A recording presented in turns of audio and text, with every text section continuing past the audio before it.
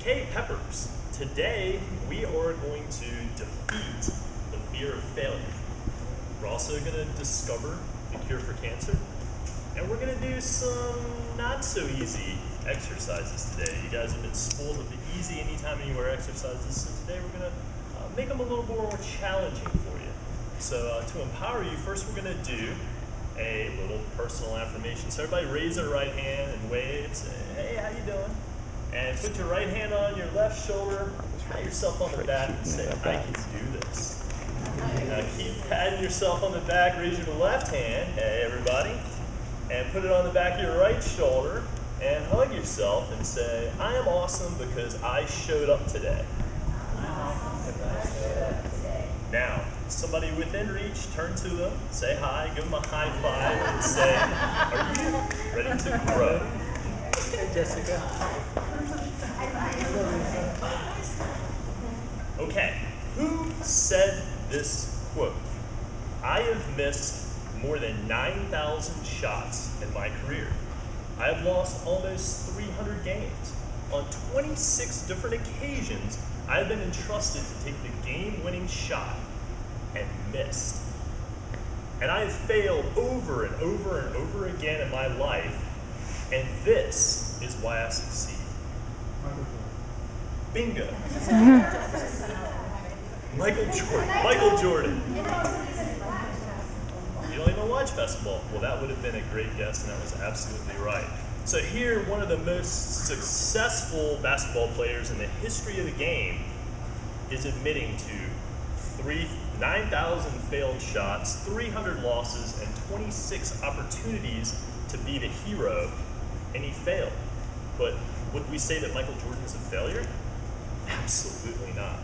So in Michael Jordan's honor, we're going to do a little exercise today. You guys ready for a little exercise, a little something different? Okay, I'm going to have everybody line up in a single file line, shortest to tallest, starting right here at the 3-point line. So go, let's file shortest, come on up, come on up, line up, file on in. Okay guys, this activity is going to take a great deal of focus and concentration. So once we start the activity, after I give you your instructions, there's not going to be any talking, no questions, no distractions, and no celebration. We're going to have time for celebration after the entire evolution is over, okay? Agreed? So I'm going to give you the instructions real quick. We're going to repeat them, and then you're going to follow through with the exercise. Here are the instructions. I'm going to hand you the ball. You're going to step up to the line. You're going to close your eyes. You're going to vividly imagine that ball going through the hoop. Then you're going to take a deep breath, and when you're ready, you're going to shoot the ball. All right. Instructions done. Questions down. All right. Are you ready? Okay. There you go.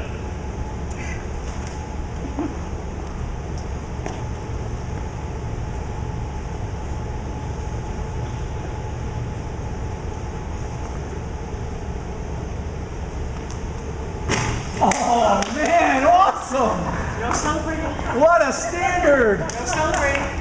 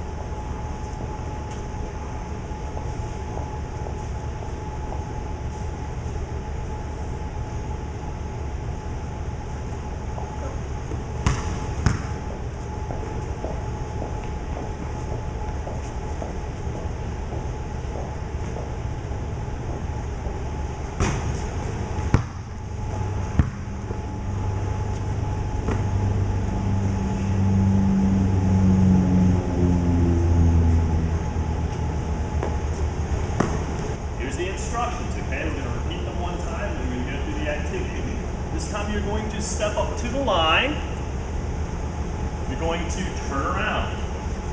You're going to envision the hoop behind you. You're going to envision that ball going through the hoop.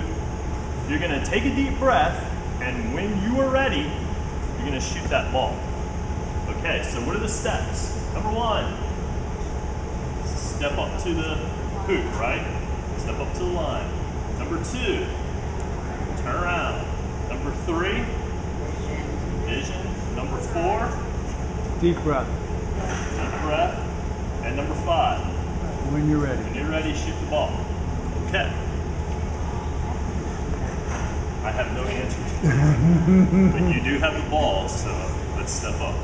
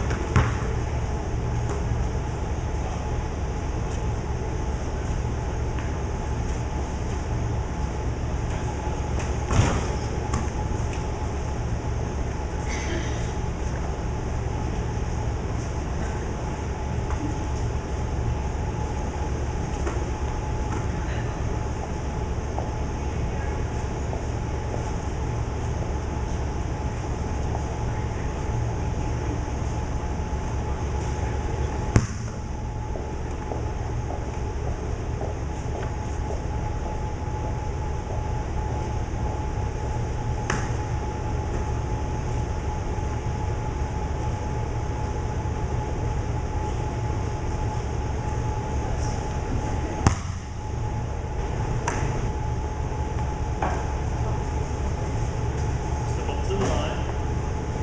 Anything else?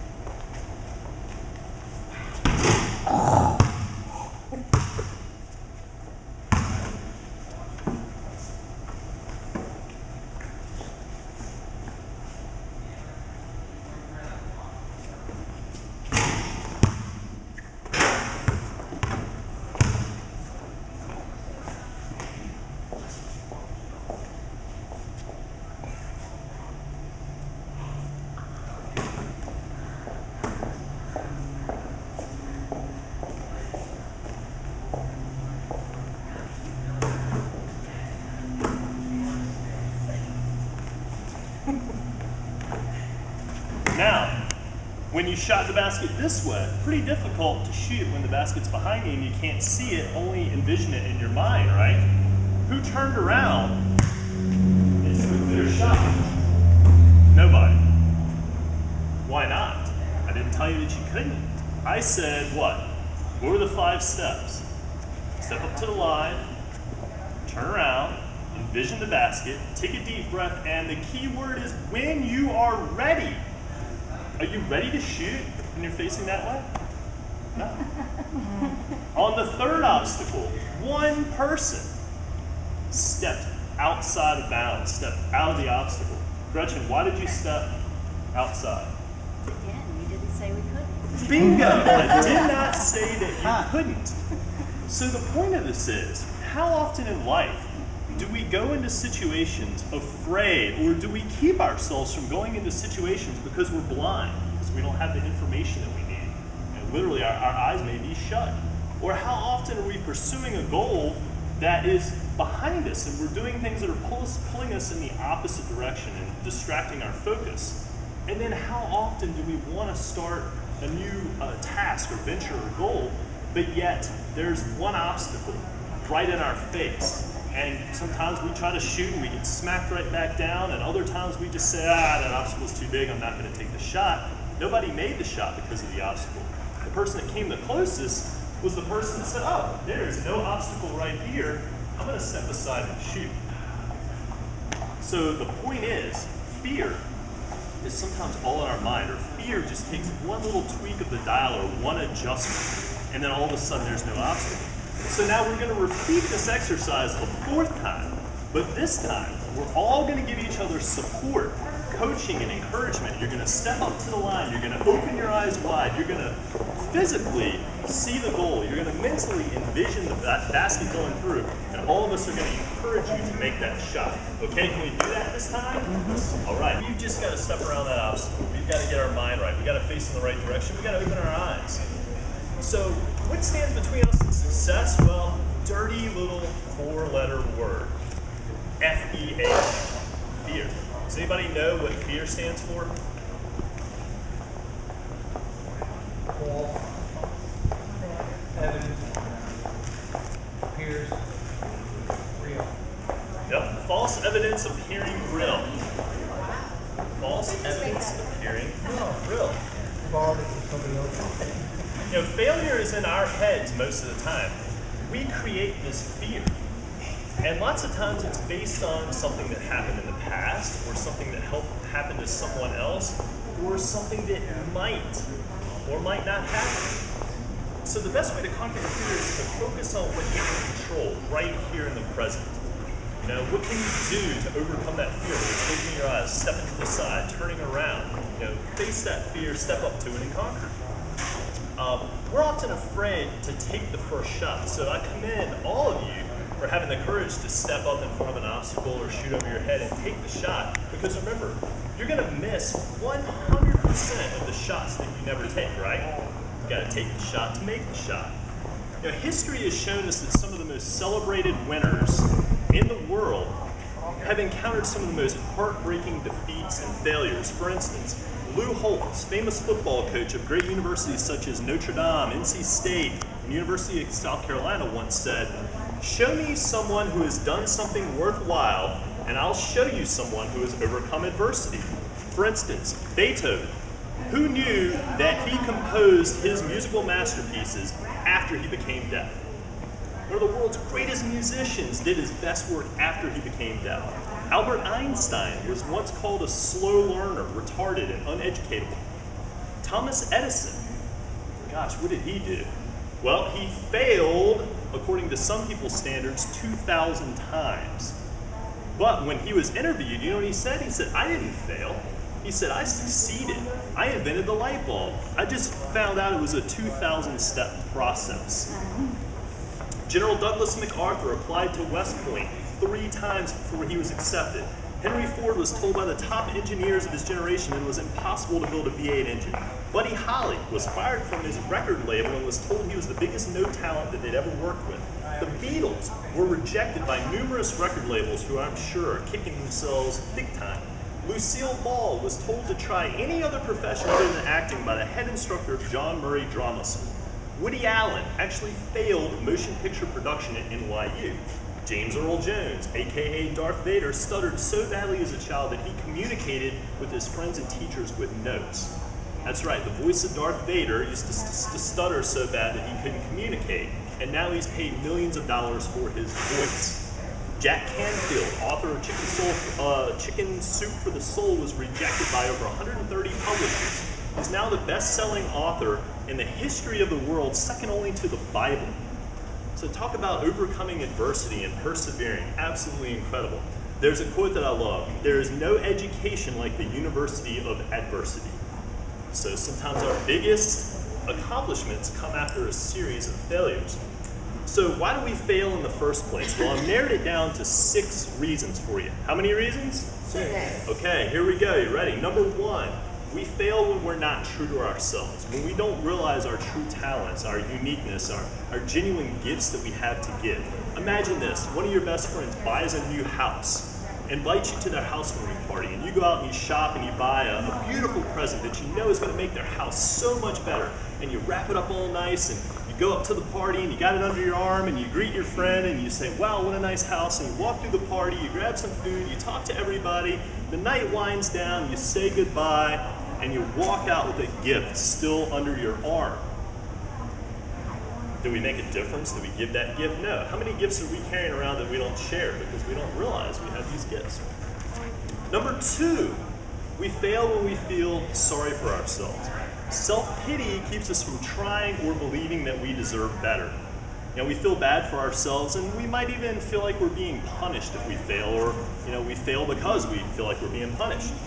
Number 3, we fail because of lack of effort. Very rarely does something worthwhile fall right into our laps. We have to work hard for it. So persist until you accomplish those goals. Number 4, we fail because we complain. If it seems too difficult or unfair, we complain instead of accepting that challenge. We play the blame game. We try to blame other people. We fail because we do not truly believe in ourselves. Thomas Edison had quit after 1 or 2 or 10 or even 50 attempts. We might not have light today. And number 6, we fail because we quit, and this is the greatest failure of all. Instead of quit, you gotta have wit. You gotta have a lot of whatever it takes.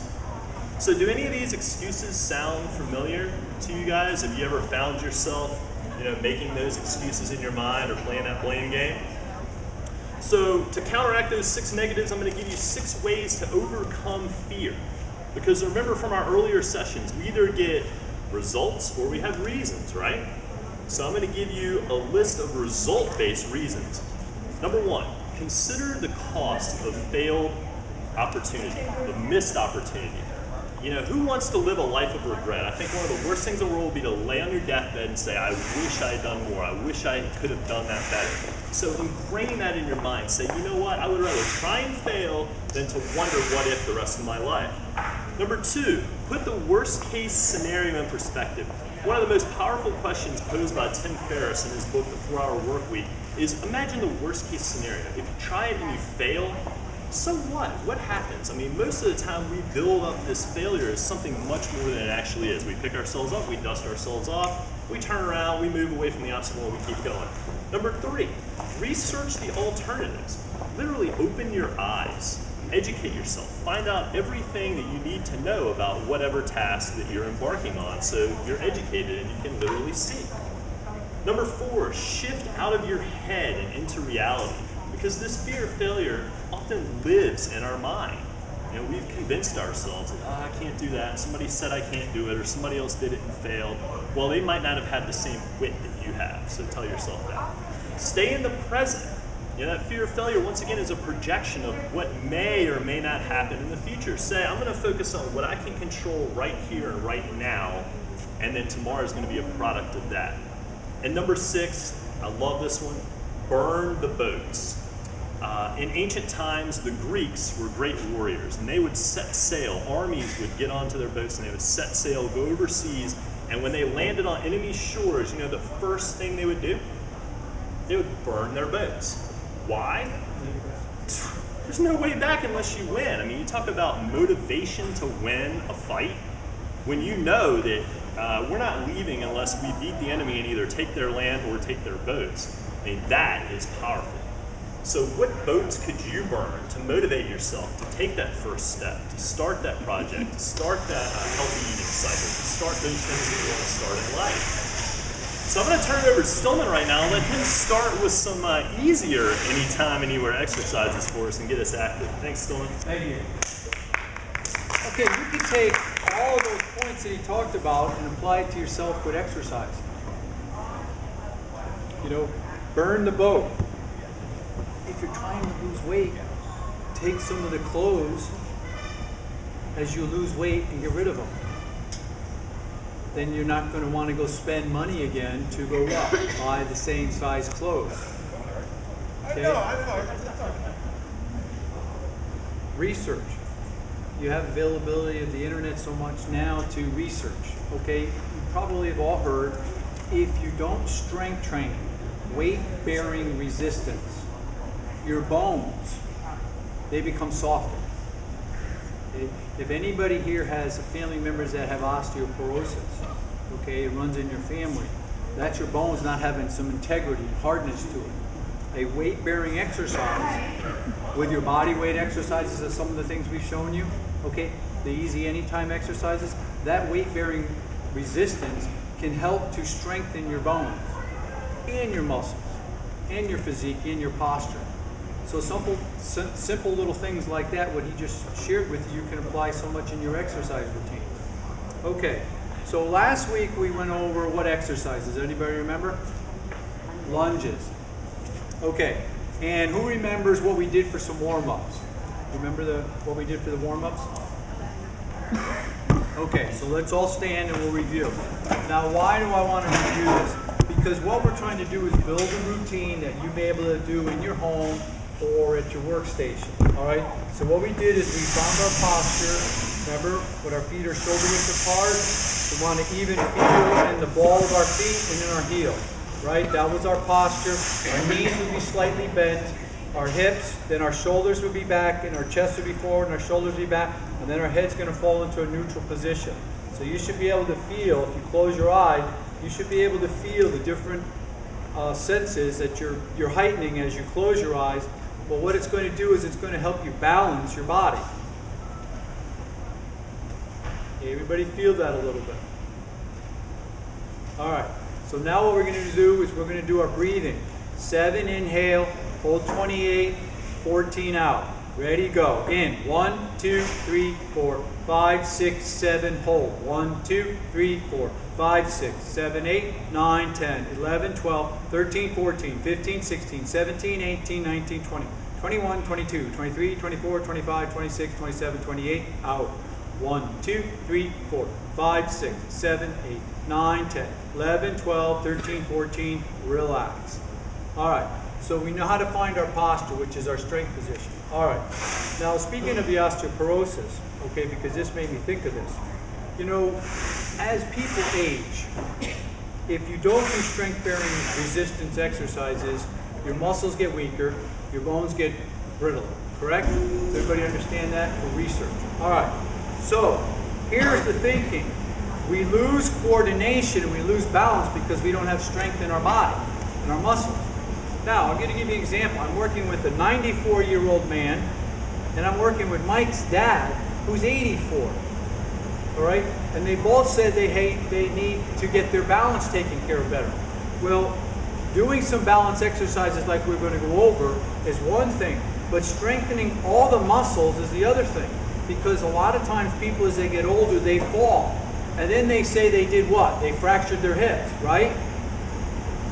Why did they fall? Their leg muscles weren't strong, so they lost their balance. And as you remember me sharing with you, is the lower body muscles stimulate your metabolism like adding more horsepower to your automobile's engine. So that's why the importance of working your lower body is important. All right, so what we went over is, in review, we want to warm up the knees. Why? Because you just don't want to do some leg exercises when you may have tender knees. So put your feet together, and we're just going to do this in a review. So we're going to go clockwise. So just do 1 rotation clockwise, 2 rotations clockwise. Now let's go to the other way. 1 counterclockwise, 2 counterclockwise. So once again, you're warming up the tendons and the ligaments in your knee and in the muscles a little bit.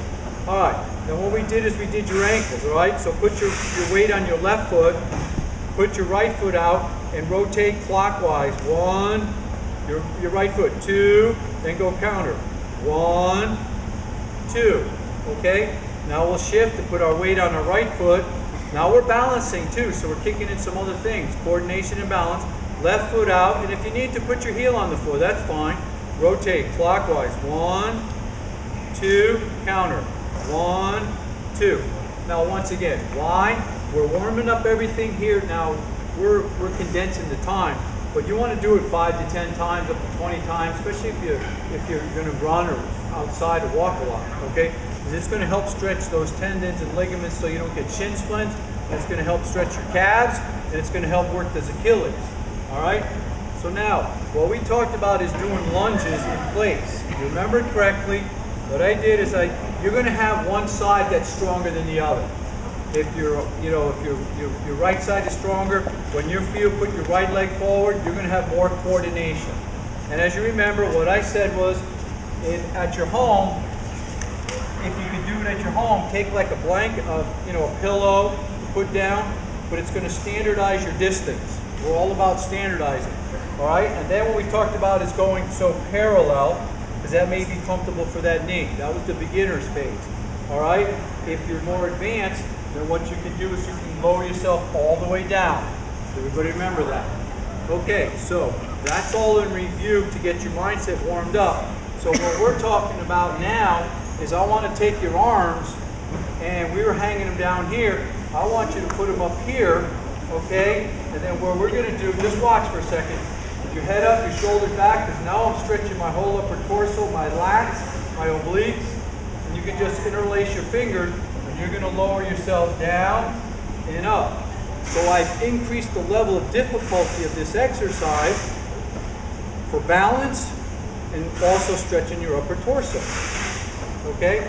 So what you're going to do, and some of you may not feel comfortable going all the way down.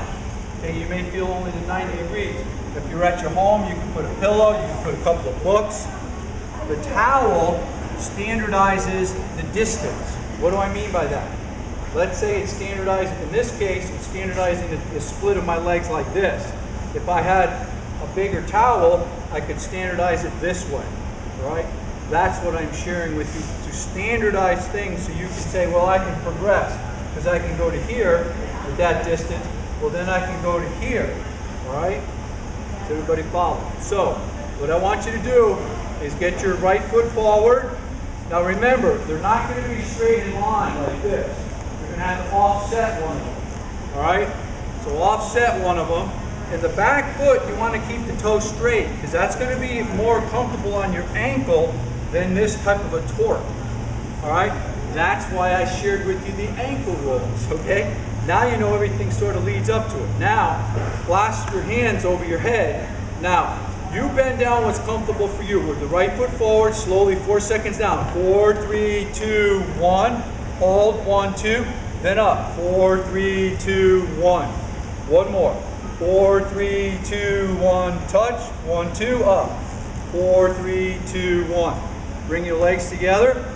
Left leg forward. Right leg back. Arm over your head. All right, you're going to bend your left knee. Left knee bends, right knee touches the floor. Hold, then back up. All right, 4, 3, 2, 1, touch. 1, 2, 3, 4. Okay, so that's taking it up a notch. Now, right foot forward again. We're going to add a twist. All right, so what you're going to do is you're going to take your arms, grasp them out in front of you. All right. Turn to your left. All right. You're going to bend your right knee. 4, 3, 2, 1. Touch. 1, 2. Then up. 1, 2, 3, 4. Now swing to the opposite side. Okay. One side's going to be easier. All right. Down. 4, 3, 2, 1. Touch. 1, 2. 4, 3, 2, 1. All right. Switch leg. Left leg forward. Right leg back. Arms out in front. Grasp fingers, turn to your left. All right, bend left knee, 4, 3, 2, 1. Touch, 1, 2. Then up. All right, swing arms to the right. Lower, 4, 3, 2, 1. Touch, then up. All right, center your arms, legs together. Okay, you can have a seat. So what does this all mean? What it means is we need to, men, women, we need to increase our muscle mass. Why? because it's like adding horsepower to our automobile engine. Why? It burns more fuel. In the engine, it burns more calories in our body. So muscle is your friend, ladies. Muscle is your friend, ladies and gentlemen. As I shared with you, the gentleman at 94 and the gentleman at 84 are trying to increase their muscle mass so they have more coordination moving around in life, getting in and out of a chair, getting in and out of a car. So in closing, if you don't use your muscles, you will slowly lose the ability to use them. Sean. Thank you, Stillman. Okay guys, we're going to jump right in and we're going to tackle the thing that everybody's scared of most, the big C. We're going to talk about cancer for a bit. And the purpose of this talk is to show you some ways to not get cancer. But first, I want to give you a little recipe for cancer. Let's see how this plays out. You want to cook some cancer up? Here's what you do. You start by preheating the body to 98.6 degrees. Slowly dehydrate over time with a lack of water. Add 12 ounces of syrup, sugar, or aspartame and carbonation from soft drinks. Add just a few dashes at a time of disodium phosphate, potassium sorbate, and sodium benzoate, all preservatives found in almost every processed food. Inhale a few free radicals from smoking or secondhand smoke or just plain air pollution. Color the concoction with yellow number 5, red number 40, and hey, why not throw some blue number 1 in too. Rinse the body in chlorinated, fluoridated, chemically treated tap water. Seal the mixture in with aluminum zirconium tetrachlorohydrex and a base of cyclopentasiloxane and dimethicone, or just use deodorant. It's all in there. Do not mix, do not stir, definitely don't walk, jump, or run. Let it all sit and stagnate. Then put the mixture in a pressure cooker and add a little bit of stress. For added protection from sun spoilage, apply icosine copolymer, ethyl hexyl palmitate, oxynoxamate, and some other stuff we can't pronounce, which is all found in most suntan lotions. Put it directly on your skin, bake to a golden brown, and presto, you've got a great recipe for cancer. How many of those products, how many of those things are we using on a daily basis? And the FDA says they're okay in small quantity. And when I think small quantity, okay, is that 1 pass of the deodorant? Is that 2 passes? Is that 3? And is that just 1 day a week, or is that 7 days a week, or how long have I been wearing deodorant? Oh my God, that's a lot of that ingredient that's going into my body. Excuse me for being king of the obvious, but I think the cure for cancer is obviously not to get it in the first place, right? Prevention is the key. What's the key? Prevention. And the first step to prevention is understanding. So let's get a little bit deeper understanding of cancer. This is very near and dear to my heart. I lost a very close friend and coworker. She died at age 36 to her second battle with cancer. And what ticked me off most about that situation was obviously, I mean, nobody deserves what she went through. It was a very painful death over a 90-day period of time. She didn't drink, she didn't smoke, she lived a relatively healthy lifestyle, and the medical profession offered up no explanation for why she got cancer not once but twice and died at age 36. So I made it my mission. I was going to research everything I could possibly research, get to the bottom, and find out why we have such an epidemic of cancer these days. And what I found was extremely startling. We all have cancer in our bodies right now. Every single one of us, every living human being, every dog, every animal alive has cancer in their bodies. You know why? Because we're made up of trillions of cells, estimated around 13 trillion cells in my body. Try to wrap your brain around that number, trillion. And every single day, millions of these trillions of cells are dying, and they're being replaced by cell replications. And every time a cell replicates, it splits, and that DNA has to copy itself. And on average, there's about 1,500 chemical reactions that take place every time a DNA copies itself. And if one of those reactions goes wrong for any number of reasons, dihethylmethyl X, what the heck that is, if anything screws up that reaction, then guess what? the resulting cell, the new cell, could be deemed cancerous. Now, a healthy person's immune system is designed to recognize that mutant cancer cell, attack it, neutralize it, and eliminate it before it gets to replicate again and again and again and then cause a tumor or a problem. Most cancers that are found in biopsies or mammograms or MRIs, they've been brewing in the body for 8 to 10 years. There's some new technology out now called a thermography scan that you can get that can actually pick cancer up about 8 years before a mammogram can. So we have cancer brewing in our bodies every single day because every day we're creating situations in our body that are not conducive to optimum cell replication. And just to chance alone, when you think about trillions of cells replicating over our lifetime, what are the odds that a couple of them are going to go bad? So really, somebody that has a cancer problem really has an immune system problem. Their body either can't recognize the cancer or it can't get to it because the body is so clogged up and toxic, and if it does get to it, it can't beat that cell and neutralize it, and if it does happen to neutralize it, then maybe it can't get rid of it because we're also so clogged up, sealed in, and toxic. So let's be clear on something. Does deodorant cause cancer? I don't know, but I can tell you one thing, it certainly does not help the situation. So what are some other things that might come to mind that could cause immune system problems, that could cause us to ultimately have a cancer problem? Anybody want to throw any suggestions? Shampoos, lotions, products we put on our body. Sleep, tremendous, yep. Anybody else? The foods we eat with the chemicals in it, absolutely. Also, what about, we talked about acidity in the water. Acidity shuts down. You've got to alkalize. It's interesting, they've done studies on thousands of cancer patients, not just in the US, but worldwide, and they look for common denominators in all of them. And one of the things that just stuck out, glaring like a pink elephant, was that they all had acidic body types. So they started doing experiments, and they started taking biopsies and tumors and putting them into alkaline environments, and they watched that tumor just reduce right down in size.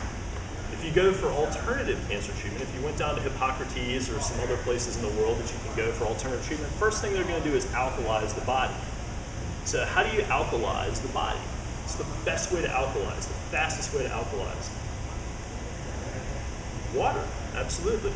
Our bodies are 70% water, so it makes sense that the thing that we're made up the most, if we can start to control that, then we're going to start to alkalize, and we're going to start to really see the effects of that. We switched water here recently at DME and got something with a higher, more alkaline pH in it. Plants require a little bit lower pH, but the human body, anybody know what the ideal alkalinity of the human body is? How many days in the week? How many days in a year? 7.365 is the perfect optimum alkalinity of the body, and that's also coincidentally the same alkalinity as seawater. So if you were to find a perfectly unpolluted sample of seawater, that should be the alkalinity. So really, we're big bags of seawater. So the nutrition component that ties into cancer's cure is to try to stay as alkaline as possible. First with your water, and then with the food you eat. Anybody want to guess what the most alkalizing foods are? Greens particularly, fruits and vegetables. Even fruits that are acidic, like lemons, oranges, tomatoes, chemical reactions happen as soon as you ingest them in your mouth. It creates an alkaline ash. And it's that ash that's left behind by the digestive process that then affects the pH of your blood and the rest of your body. So dine alkaline. There's some great books out there. There's a book called Alkalize or Die. Pretty right, blunt and to the point. It's written by Dr. Theodore Baroody, B-A-R-O-O-D-Y. There's another book that was written by some local Daytona people we know, Jason and Andy Moore, called Dine Alkali. So you can Google those and find them online. Have some recipes in there, different foods that you can eat that'll help alkalize your body. Anybody got any questions or thoughts on that topic? Yes, Shannon. Like a strange thought, like you mentioned, washing and water and stuff like that. have that. Now, if you go swimming, like in a swimming pool, the alkalinity is usually 7.5 or higher.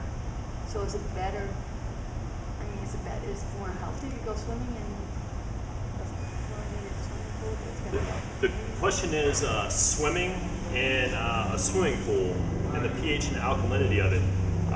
I've never had a pool, but I've had a hot tub, and I know that I was very diligent in checking that pH, because if the pH gets out of whack, you know, that pool can turn very, very green, or it can have a very metallic smell very quickly. So yeah, keeping the pH right around 7, 7.5 is ideal. I prefer swimming in the ocean. When I get in the ocean, I just feel like I'm at home. And I don't know if it's the salt makes me more buoyant or the alkalinity, but certainly you can test your water at home as well. You can test the tap water. I think it was about 5 or 6 weeks ago we tested some of the water here. And tap water is usually, it depends on what source it's coming from, but it's usually in the low 6 range, high 5s, low 6s. You can get an alkalizing system for your whole house, or you can get a water alkalizer that'll sit on your counter and hook right to the sink faucet, and it'll alkalize your water right at that point. Any other questions or thoughts? Yes? Water softener usually just filters out the minerals, and when you take the minerals out, like we found with distilled water, it lowers the pH. So it's the minerals, it's the salts in the water that give it that alkalinity. So if you're softer the water, usually the lower the pH is going to be. There are systems that you can get that'll remineralize the water. There are systems that you can get that'll purify the water without stripping all the minerals out of it. Kangen water comes to mind. Athena system comes to mind. Zephyr Hills is a great local water for budget. If you're looking for a budget water to drink, I would recommend Zephyr Hills. That tested very well in the pH scale. I like Fiji water. That's probably my favorite, but Zephyr Hills and Fiji are the two that I recommend. As far as just like, showering, faucet water, but not drinking, is that okay? Right, yeah. Anybody else? I've seen the faucet heads that take out the chlorine, so you don't get it stored with the chlorine. Right, yep. They do have filtration systems that will take out chlorine and fluoride and the other things. The fluoride myth in the water, I'll tell you, I grew up on well water, and I've been drinking non-tap water for probably the last 17 years. Never had a cavity in my life, so I'm not sure I buy into the whole fluoride thing.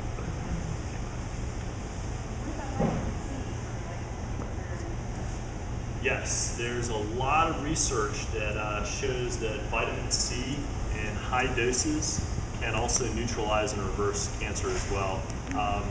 Maybe Food Matters addresses that, and there's a couple of other movies. Leah, what's that movie? Hungry for Change. The Gershon Miracle. They were talking about the vitamin C as well. And Hungry for Change. Yeah, Hungry for Change is another one. They talk a lot about vitamin C. So once again, vitamin C you're going to get from eating what? And greens also have vitamin C. So you're getting killing two birds with one stone. You're alkalizing and you're getting that vitamin C and other vitamins as well. So those vitamins are going to help make our immune system stronger and be able to recognize and eliminate that cancer. So my philosophy on cancer is, if you fight like you have a problem already every day, and you're proactive and preventative, odds are you're never going to have a problem. If you wait until you have a diagnosis or some sort of warning sign that crops up, chances are that problem has been brewing in your body for a very long time. It didn't happen overnight, so therefore you may not be able to fix it overnight, and you may have to go through some very painful and very costly and some debilitating processes that my friend Kathleen went through that ultimately couldn't help her, and she lost her life anyway. So just think about it on that level. Think about, you know what, everything I do today matters. Like we talked about the fear. I'm not trying to scare you guys about cancer. I just want to empower you. I want your eyes open so you know, hey, I have trillions of cells in my body, and I have to take care of all of them on a daily basis, and this is my plan, and this is how I'm going to do it, and I'm never going to have a problem. All right. So let's close out today, guys, with a little bit of energy. It's got their affirmations card with them. very appropriate after this conversation. We're going to start out on the health side.